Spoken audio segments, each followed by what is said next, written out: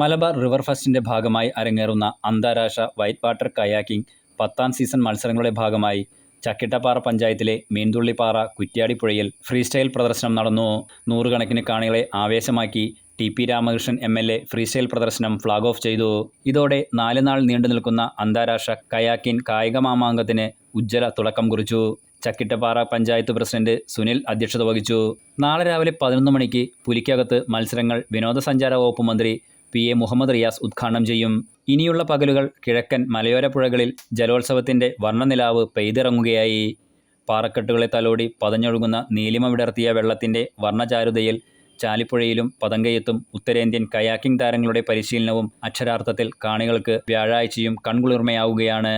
ആർത്തട്ടഹസിക്കുന്ന മലയോരത്തിലെ ജലാശയങ്ങൾക്കൊപ്പം കായിക താരങ്ങളുടെ ആരവവും അനുരണനവുമായതോടെ മലയോര മണ്ണിനെ കാഴ്ചകളുടെ പുതിയ വസന്തമാണ് പുലിക്കകവും ചാലിപ്പുഴയും തീർക്കുന്നത്. മുഖ്യ മത്സരങ്ങൾക്ക് വെള്ളിയാഴ്ചയാണ് വേദിയുണരുന്നത്. അന്താരാഷ്ട്ര കയാക്കിംഗ് താരങ്ങളാണ് മത്സരത്തിൽ പങ്കെടുക്കുന്നത്.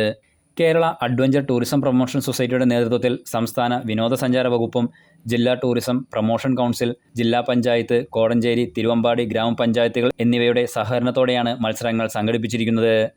Enlight news, Mukkam.